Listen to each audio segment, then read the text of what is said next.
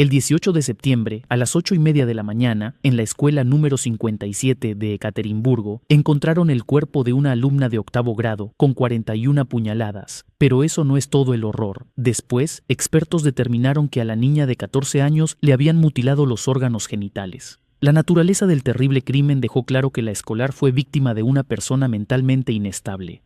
¿Conocía la alumna de octavo B a su verdugo, a quien las autoridades no pudieron atrapar durante más de 6 años? Así que vamos a averiguar y entender qué sucedió en este espeluznante caso. Olga Medvedeva, de 14 años, era una estudiante de sobresaliente. Los profesores la describían como una chica amable y activa, con cualidades de líder. Era difícil llamar a su comportamiento ideal, pero no había quejas importantes sobre ella.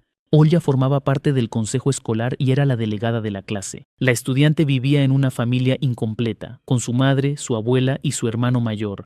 Su padre biológico se había ido de la familia, pero a veces la hija lo visitaba en su nuevo apartamento y se quedaba a dormir allí bajo la supervisión de su nueva pareja, Natalia.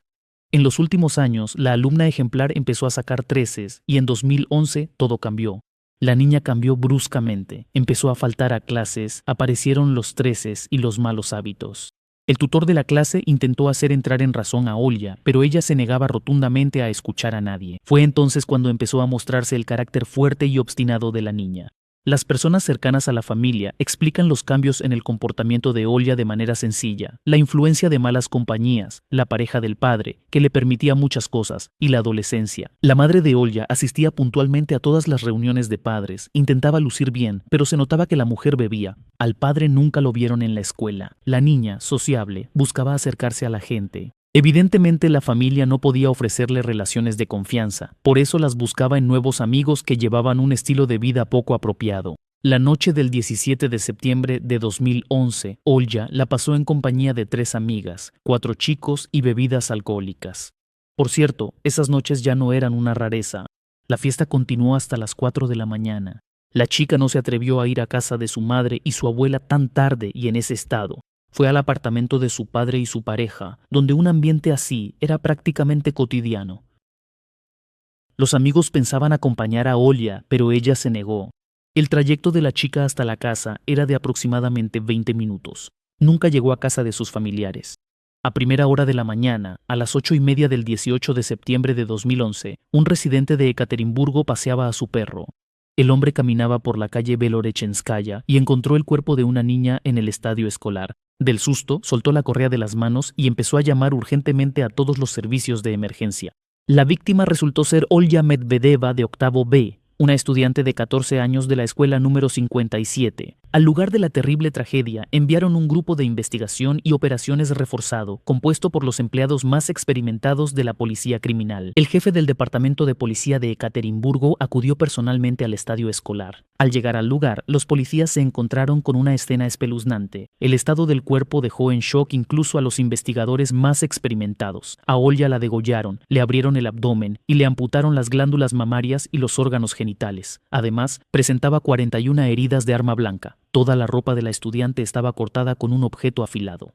La naturaleza de las heridas llevó a suponer que la niña fue víctima de una persona mentalmente inestable, en otras palabras, de un maníaco. El jefe de la Dirección General del Ministerio del Interior de la región de Sverdlovsk asumió personalmente el control de la investigación de este brutal crimen. Se consideraron varias hipótesis. En primer lugar, los agentes interrogaron a los profesores y alumnos de la escuela, y después a los amigos con quienes la alumna de octavo grado pasó su última tarde. También se investigó la posible implicación de personas con antecedentes penales, así como de aquellos registrados en el psiquiatra, que según los médicos podrían ser capaces de cometer tales atrocidades.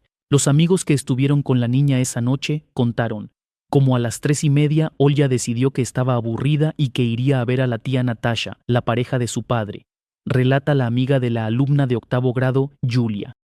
No quería ir a casa, tenía miedo de que su abuela se enojara con ella porque había estado bebiendo alcohol. Le ofrecimos acompañarla hasta su casa, pero Olga dijo que llegaría sola. En la etapa inicial se realizaron varias inspecciones. Se utilizaron repetidamente perros de búsqueda y medios criminalísticos de alta tecnología. Se incautó todo lo que se consideró posible. Se recogieron todas las colillas del estadio y de los alrededores, latas, chicles, todo lo que pudiera contener rastros del delincuente o de un posible testigo del crimen. La principal dificultad era que el delito se cometió durante la noche, en condiciones en las que no había testigos. Además, llovió toda la noche y para la mañana la lluvia había destruido todas las huellas. Después de esto, los investigadores se dirigieron a la casa del padre de la escolar y de su pareja para averiguar más sobre su relación. Allí, las autoridades encontraron a Natalia, quien de inmediato, apenas cruzó la puerta, confesó el asesinato de la niña. Durante los interrogatorios, la mujer se comportó con mucha calma, sin mostrar ningún signo de arrepentimiento. La maté e hice lo correcto, declaró Natalia sin rodeos. La chica no era ningún regalo. Natalia Petukova declaró que odiaba a su hijastra y sentía celos de ella hacia el padre. Y al parecer, el caso estaba resuelto. Pero no. Cuando los peritos examinaron el cuerpo de la escolar, descubrieron que había sido abusada. Las confesiones de Natalia no concordaban en absoluto con este hecho. Además, ella tenía una coartada. Esa noche estaba en casa en compañía de conocidos. Cuando se celebró el primer juicio del caso, los investigadores no tenían pruebas suficientes de la culpabilidad de la madrastra. Todo lo que tenían los detectives era la confesión, que se obtuvo inmediatamente después de la detención, y los resultados de la reconstrucción de los hechos, en la que Natalia mostraba con una muñeca cómo se deshizo de Olya. Pero si no fue ella quien se deshizo de la escolar, ¿por qué confesó todo? Según sus familiares, la pareja del padre de Olya sufría de adicción al alcohol. Unos días antes del crimen, ella había caído en una larga borrachera y cuando la detuvieron, sufría una terrible resaca. Según ellos, esa noche terrible ni siquiera vio a su hijastra. Cuentan que los investigadores ejercieron mucha presión sobre ella y le hicieron creer que fue ella quien cometió el asesinato, para informar sobre la resolución de un crimen de alto perfil. Según sus familiares, Natalia tenía marcas de golpes en el cuerpo, pero estas las había hecho uno de sus compañeros de bebida. En el tribunal, al recobrar la compostura, la sospechosa se retractó de sus declaraciones y contó que todos los detalles se los habían contado los propios investigadores. Sin embargo, la acusación no tenía otros argumentos. El juez dio 72 horas para reunir pruebas adicionales, y cuando ese plazo expiró, los propios investigadores pidieron al tribunal que no detuviera a Natalia. En el apartamento de Petukova, las fuerzas del orden realizaron una nueva inspección, la tercera, y de nuevo no se encontraron rastros de crimen. La madrastra tuvo que ser liberada, pero el verdadero criminal seguía en libertad. La alumna de 8º grado fallecida fue enterrada en secreto, sin que nadie lo supiera. Ni siquiera en la escuela de Ola sabían acerca del funeral. Ni los maestros ni los compañeros de clase pudieron despedirse de ella. Aunque en los primeros días después del asesinato, en la escuela comenzaron a recaudar fondos para el funeral. Lo más probable es que la decisión de los familiares de mantener en secreto la ceremonia se debiera a la gran atención hacia su familia, que resultó no ser del todo amistosa. El cuerpo de Ola Medvedeva fue encontrado en el estadio de la escuela número 57, el 18 de septiembre. 2 días después, temprano en la mañana, la madre de Ola, Elena, la abuela Galina Alexandrovna y el hermano Mijail volaron a Moscú para participar en un talk show en directo en el canal de televisión Rosilla. Sin embargo, después del escarmiento que les dieron los expertos y la audiencia, perdieron el deseo de comunicarse con la prensa. La palabra circo fue la única palabra decente que usó la madre de Ola cuando el corresponsal le pidió compartir sus impresiones sobre el programa. El estadio escolar donde fue encontrado el cuerpo de la niña se convirtió en lugar de peregrinación para muchos residentes y estudiantes de la escuela número 57. La gente seguía trayendo flores allí y de vez en cuando encendían velas. La investigación no se detuvo durante los siguientes 6 años, aunque ya nadie tenía esperanzas de llegar a la verdad. No obstante, los investigadores continuaron realizando análisis de ADN. En 6 años, los detectives comprobaron la coartada de 4.500 hombres, realizaron más de 1.000 peritajes complejos. Según informó la ISU del Comité de Investigación, los agentes del orden interrogaron a más de 7.000 personas durante la visita domiciliaria, estudiaron más de 3.000 documentos y analizaron la información de facturación, que incluía datos de más de 3 millones de conexiones de abonados de telefonía móvil. Y finalmente, después de 6 años de trabajo colosal, llegó el resultado que coincidía con la muestra encontrada en el cuerpo de la estudiante. Se logró seguir el rastro del criminal después de que coincidieran las pruebas de ADN. Se tomaron nuevas muestras después de otro de sus ataques. Así, el principal sospechoso se convirtió en Andrei Chernyayev, de 47 años. En abril de 2001, el acusado cometió un delito contra la libertad sexual de una pariente con especial crueldad, burlándose de ella y amenazando con tirarla del balcón del apartamento o rociarla con ácido. Así describió la fiscalía el primer crimen del maníaco. El siguiente episodio data del 26 de junio de 2008, cuando el uralense abusó de una mujer en un apartamento y luego la robó. Es una persona cerrada, poco sociable. Alguna vez trabajó como topógrafo y sirvió en el ejército. Ingresó a una escuela militar superior y a una de las universidades de Sverdlovsk, pero no terminó ninguna de las dos.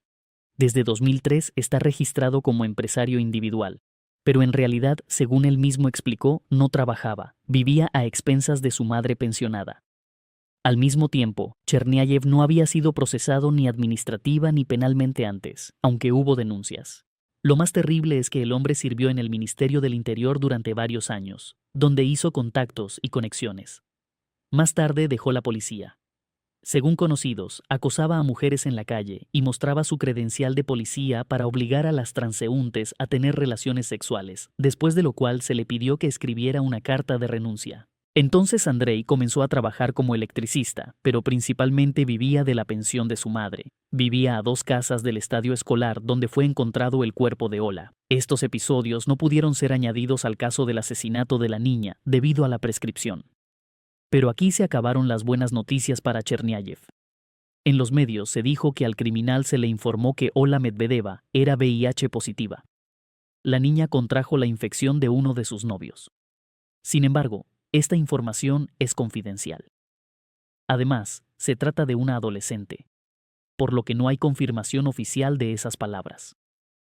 Ya durante el interrogatorio, el criminal contó que la noche del 17 al 18 de septiembre de 2011 vio a Ola Medvedeva en el estadio de la escuela número 57. Entre ellos se inició un breve diálogo, después de lo cual Andrei puso un cuchillo en la cara de la niña y le pidió que no hiciera ruido. La tiró al césped.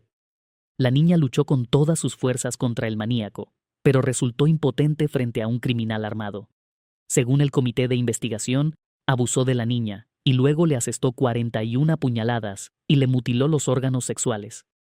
Según el verdugo, no conocía a la niña. La encontró por casualidad. Andrei vivía en el mismo apartamento con su anciana madre y su tío.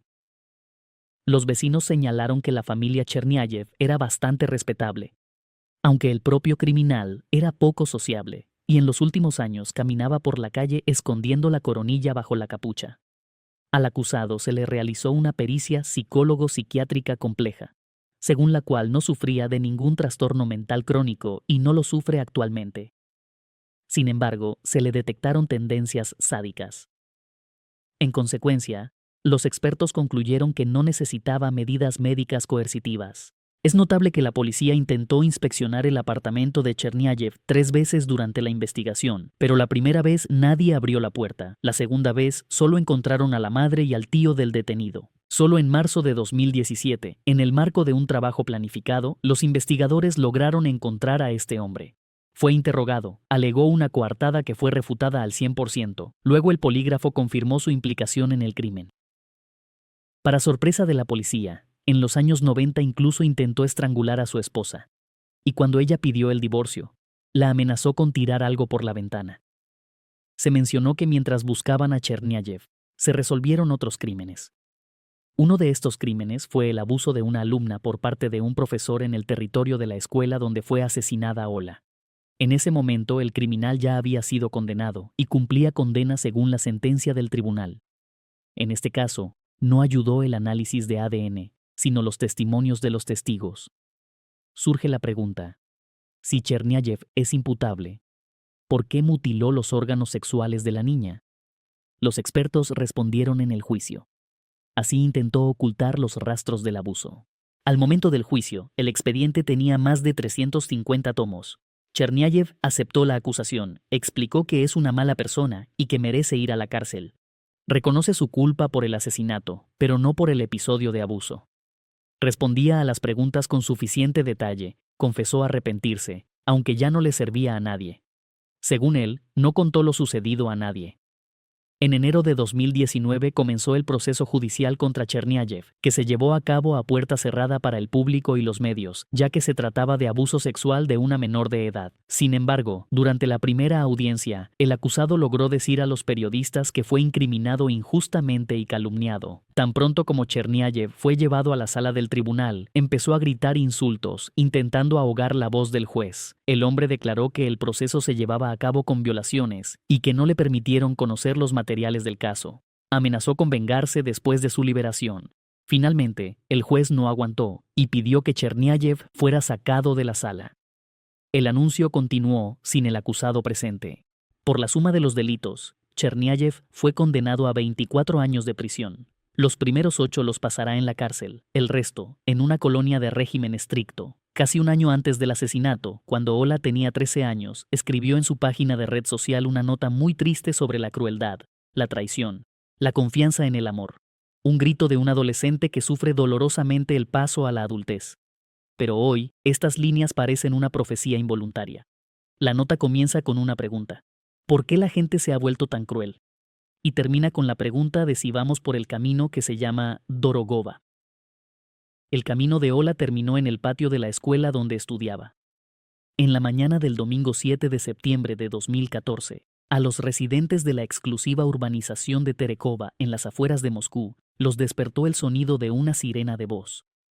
Por la carretera pasaban camiones de bomberos a toda velocidad y un helicóptero sobrevolaba la zona. Desde una casa de 2 plantas en llamas se elevaba una columna de humo negro. No pudieron apagar el chalet durante varias horas. Al retirar los escombros, encontraron 4 cuerpos. Eran Elena Pereverseva, de 43 años, propietaria de la casa, su hijo Danil, de 13 años, y los mellizos de 3 años, Vania y Masha. Poco después, los investigadores determinaron que todos ellos no murieron a causa del incendio.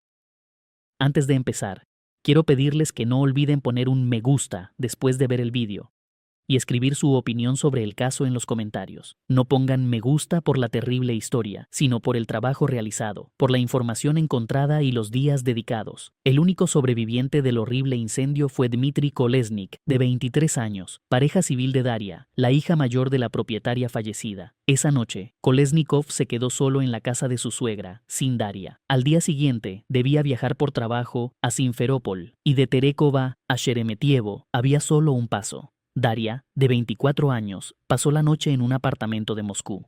Kolesnikov explicó que durante la noche 2 personas entraron en el chalet. Mataron brutalmente a todos, lo ataron a él y prendieron fuego a la casa.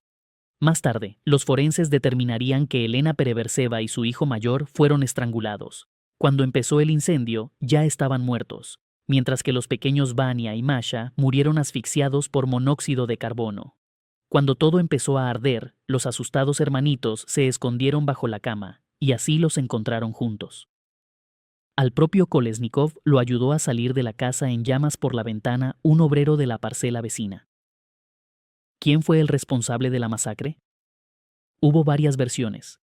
La matanza de la familia Pereversev y el incendio de la casa sucedieron el día del petrolero. Elena Pereverseva trabajaba como economista en la empresa Rosneft, y su padre había sido directivo allí varios años antes. Se suponía que el crimen podía ser un mensaje para Chernov de parte de algunas personas del negocio. El propio hombre, que tenía 79 años en ese momento, declaró al investigador que no tenía tales enemigos. Luego salió a la luz un secreto personal de Elena Pereverseva. Resultó que todos sus hijos eran de diferentes padres. Con el padre de Daria, Igor Pereversev, la mujer se separó hacía muchos años. Igor se fue a Tailandia y allí montó un negocio relacionado con el buceo. Con el padre del fallecido Danil, la mujer también vivió solo unos años. Se sabe que los hijos menores de Elena nacieron por fertilización in vitro. Últimamente, Pereverseva tenía una relación con el empresario Oleg Samartsev, exdirector del Parque Sokolniki y director ejecutivo de la Unión Red Vistov de Rusia.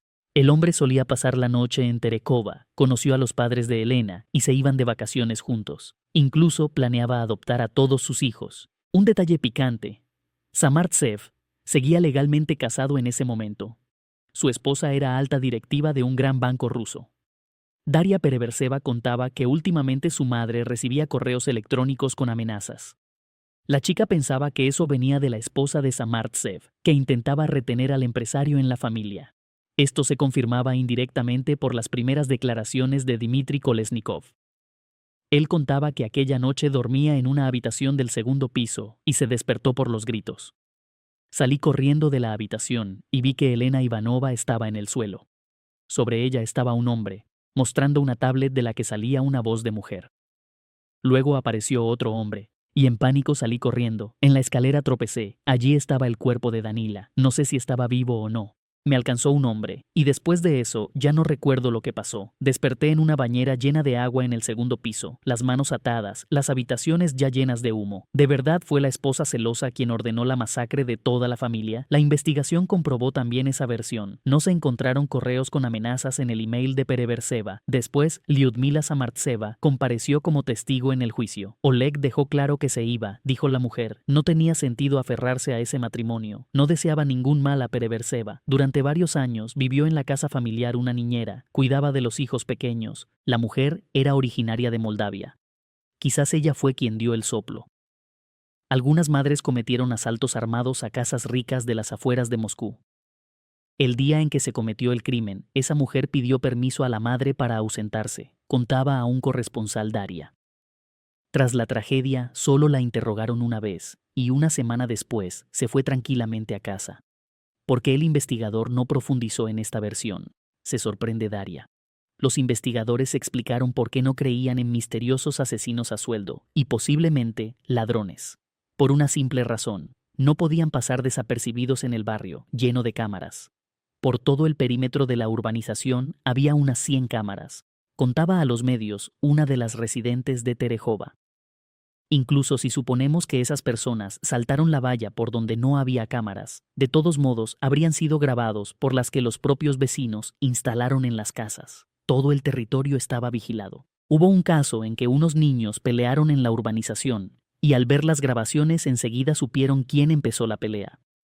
Pocos días después de la tragedia, detuvieron a Dmitry Kolesnikov. Había demasiadas preguntas hacia él. Por ejemplo, ¿por qué los asesinos lo dejaron vivo? Y el chico aseguraba que lo habían atado, pero no se encontraron marcas en sus manos, y el obrero que lo sacó declaró que Dmitry no estaba atado. Pero muy pronto Kolesnikov confesó que él mismo mató a todos, que la noche anterior fue a casa de Elena para hablar sobre su futuro con Daria. Los jóvenes vivían juntos desde hacía 5 años, primero en el apartamento de la familia de Daria, en Rechnoy Vokzal, luego se mudaron al centro. Justo ambos se graduaron de la universidad. Daria, de la Facultad de Historia de la Universidad Estatal de Moscú. Dmitry, del Instituto Bauman, diploma en robótica. Kolesnikov a menudo iba con Daria a Terekovo, jugaba con los niños, conversaba con el abuelo de ella.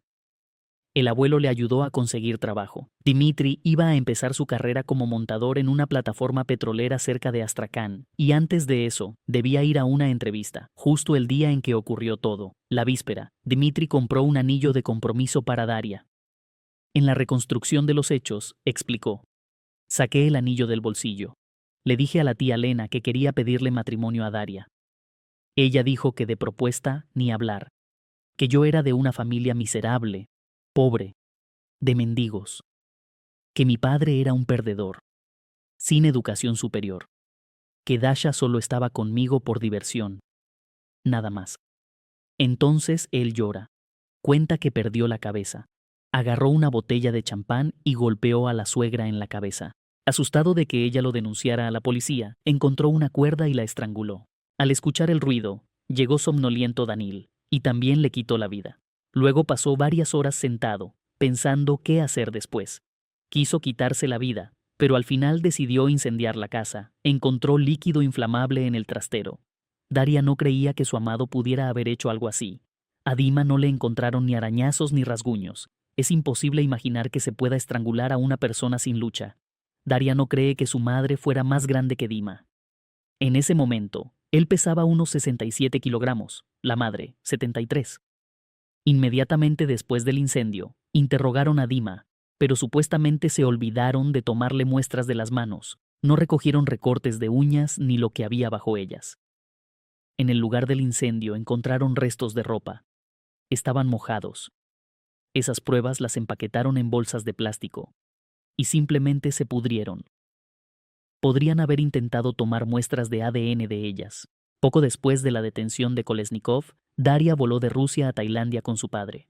Igor Pereversev decía que después de tanto estrés para su hija, hacía falta tiempo para recuperarse. Y unos días después, Dmitry Kolesnikov volvió a dar otra tanda de confesiones. Dijo que un par de semanas antes de la tragedia, Dasha supo que estaba embarazada. Kolesnikov estaba feliz, pero el estado de Dasha empeoró. Al final los médicos se encogieron de hombros. Fue un embarazo detenido. El feto murió. A los investigadores, Kolesnikov les contó que supuestamente no estuvo exento de la influencia de la madre y el abuelo, que ellos no querían ni nieto ni bisnieto de un chico de familia corriente. Según él, ellos prepararon todo eso, lo dijo durante el interrogatorio, y otra vez describió lo que sucedió aquella noche en casa de Elena. En mis ojos apareció una fotografía, imagen de ecografía del feto, la barriguita de Dasha, ahí un punto negro, escrito, mi primera foto. Me dio un ataque de histeria, tomé la botella, corrí, golpeé en la cabeza y le dije, ¿por qué quitaste la vida a mi hijo, el trabajador que sacó a Kolesnikov de la casa en llamas? Después contó que intentó comprobar si quedaba alguien vivo dentro, pero el humo era demasiado denso. Le pregunté a Kolesnikov, ¿hay alguien más en la casa? Él respondió que no, aunque en ese momento los pequeños estaban en su dormitorio.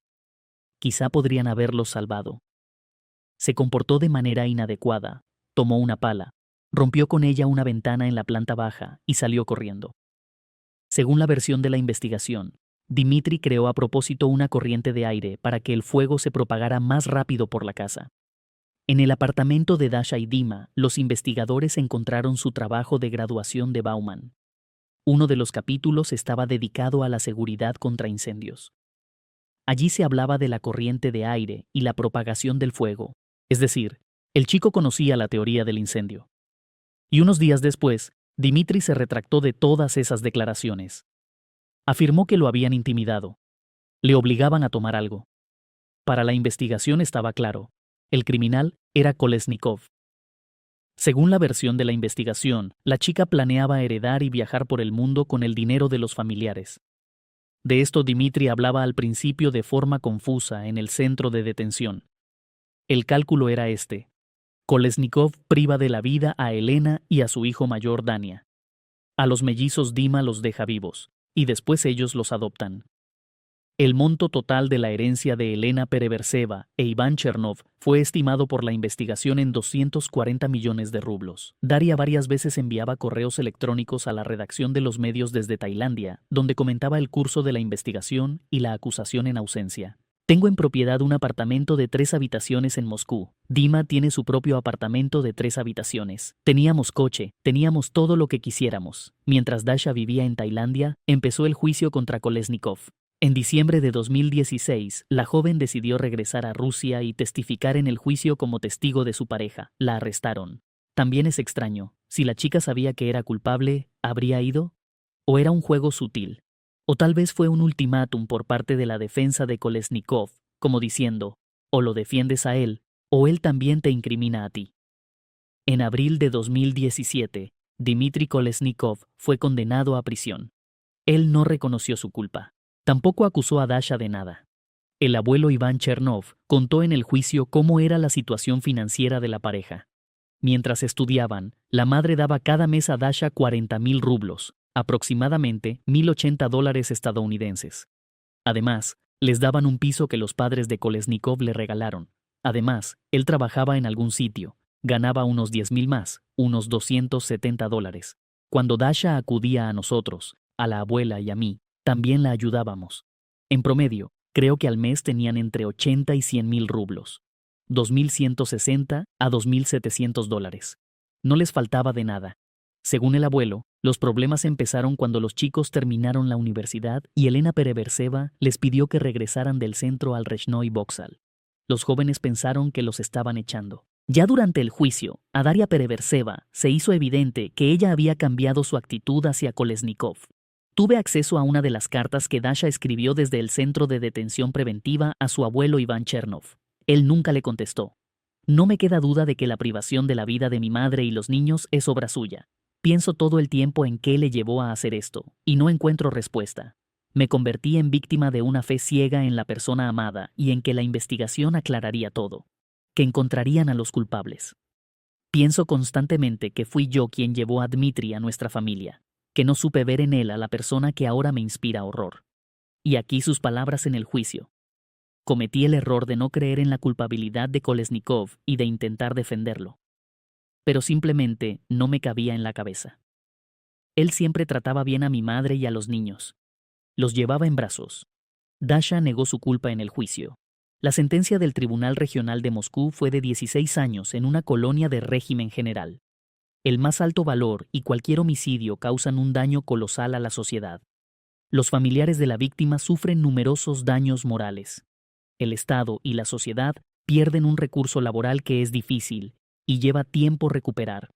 Los asesinos que causan un daño colosal a la sociedad y al Estado reciben un castigo desproporcionadamente leve y a menudo salen en libertad y vuelven a cometer crímenes.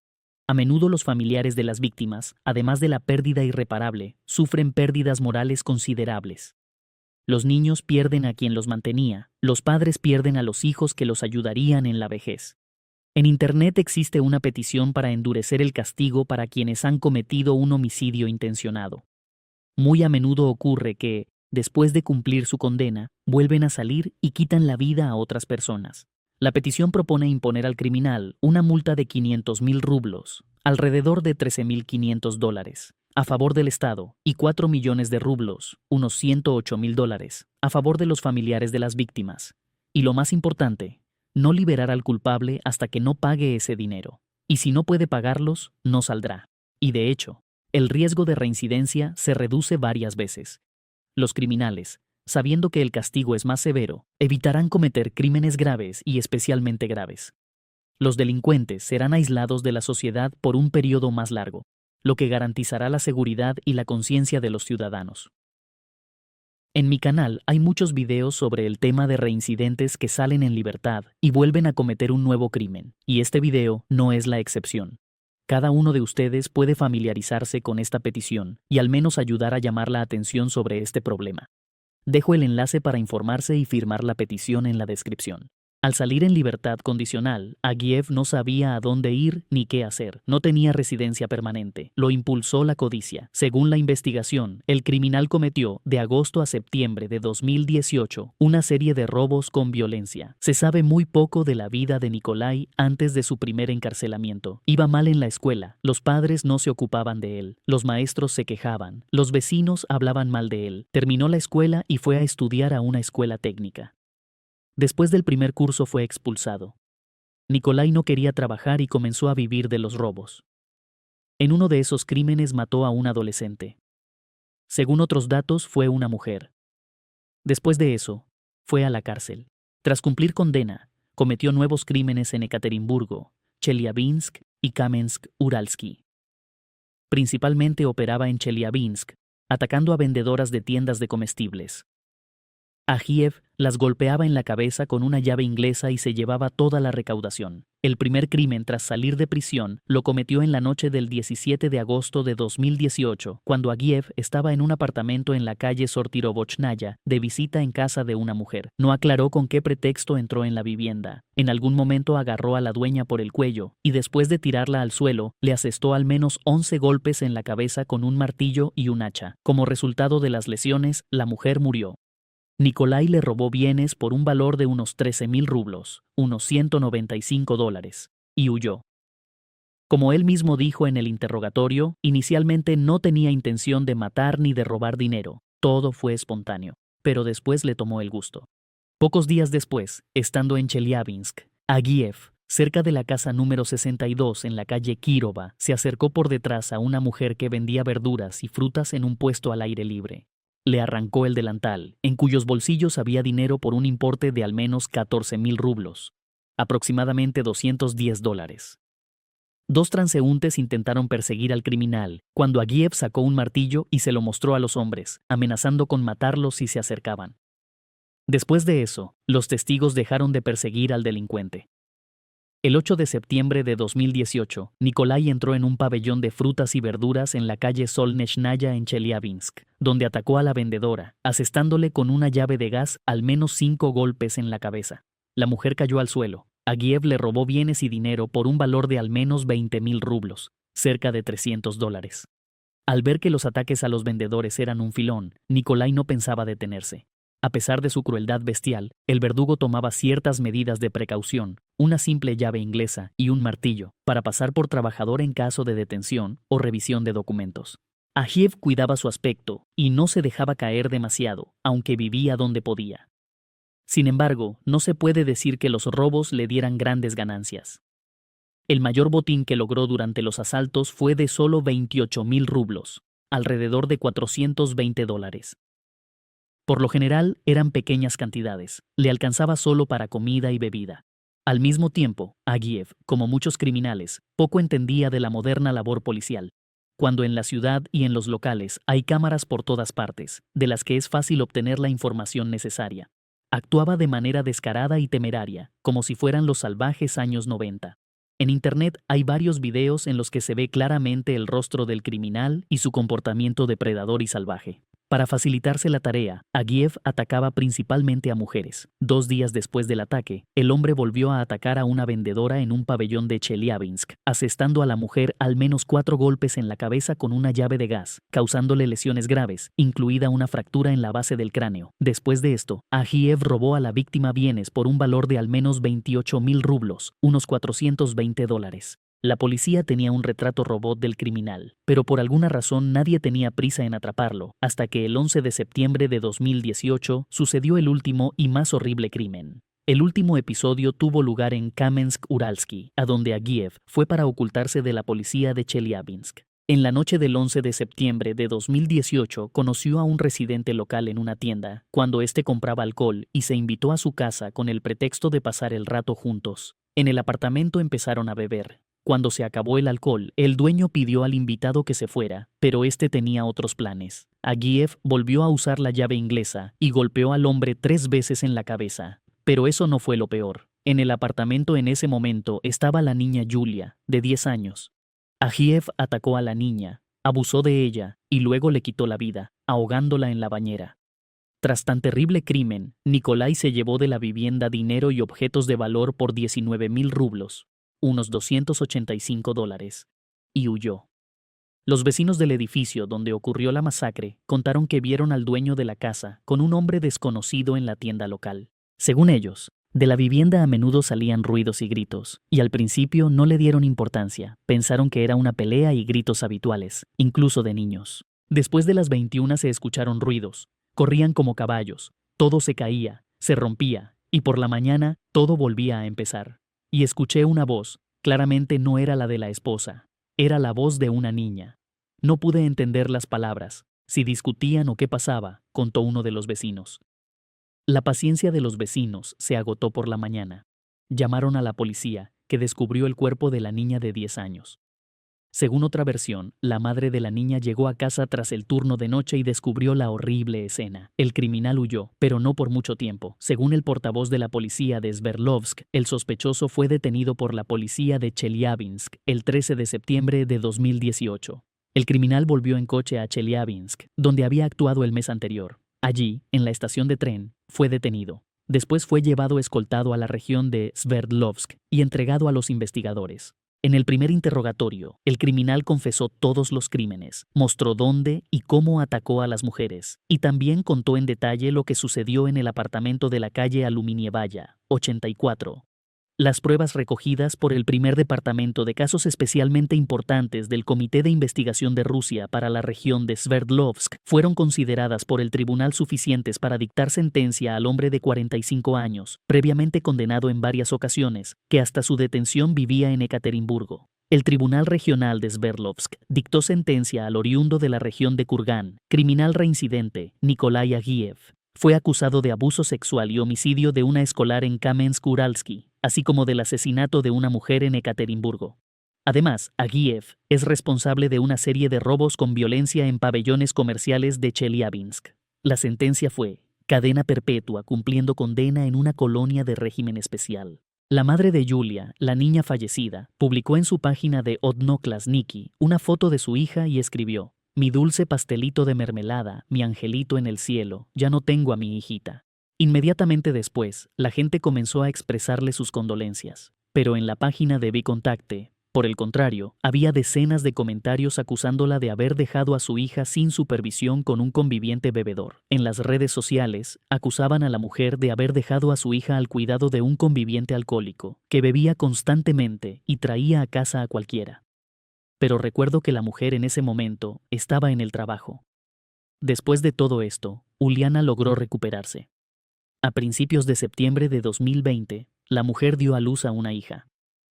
No olviden poner me gusta por mi trabajo en el vídeo y dejar su opinión sobre este tema en los comentarios.